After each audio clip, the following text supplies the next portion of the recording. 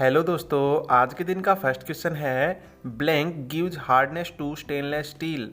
तो जो stainless steel होता है उसको कठोरता कौन प्रदान करता है?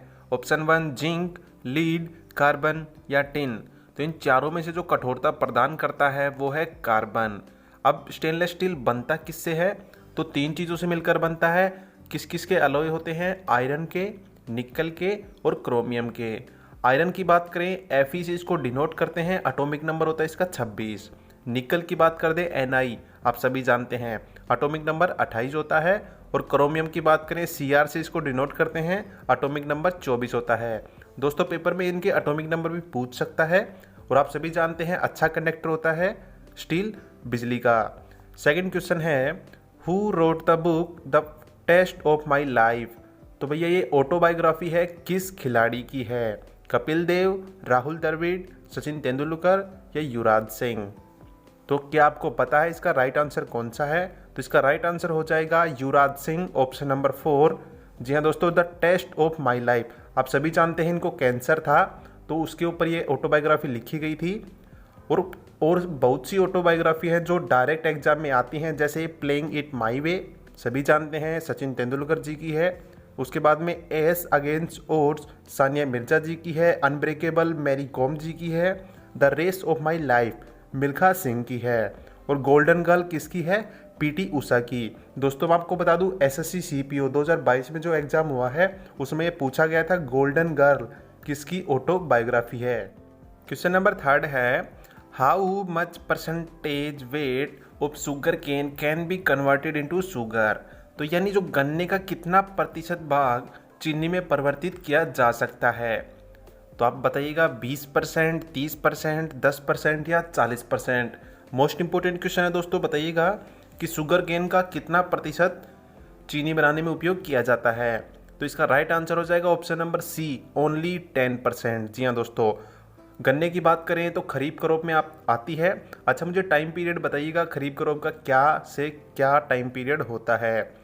अगर मोस्ट मतलब सबसे ज़्यादा उगाने के मामले में बात करें स्टेट की, तो वह कौन सा स्टेट है? उत्तर प्रदेश है। दूसरे नंबर पर कौन सा स्टेट आता है? महाराष्ट्र आता है। क्वेश्चन नंबर 4 है during the region of which of the following Mughal empire cultivation of तंबाकू वाज इंट्रोड्यूस इन इंडिया।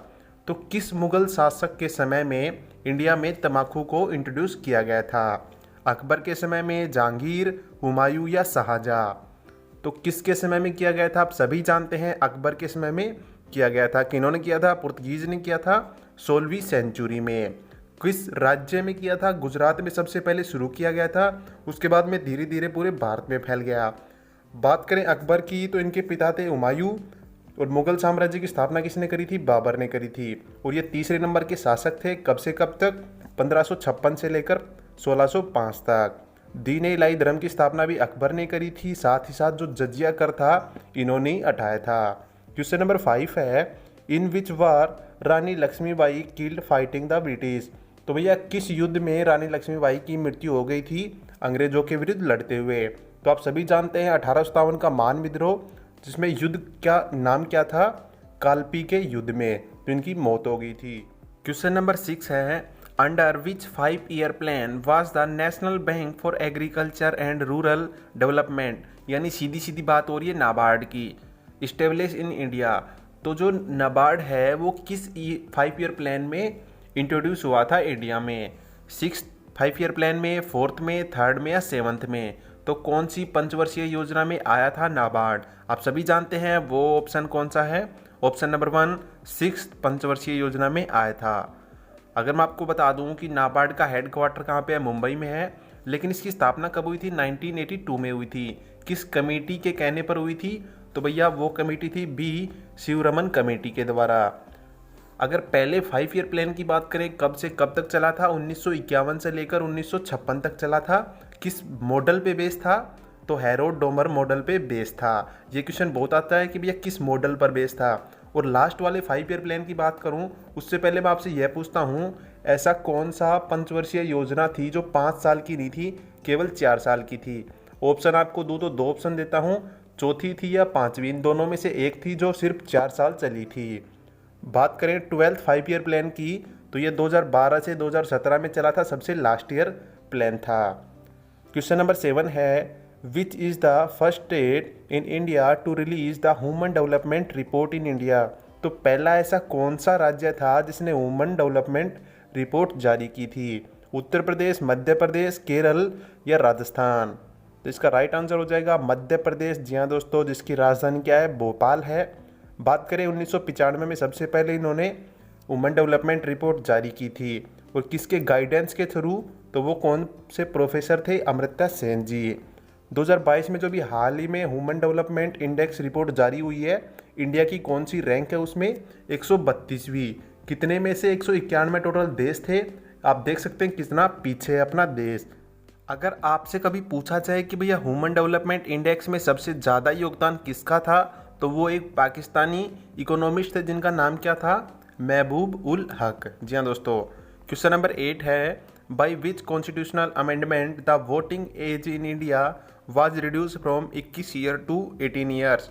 किस अमेंडमेंट के थ्रू पहले जो 21 साल का वोटिंग का अधिकार था उसको 18 का कर दिया गया?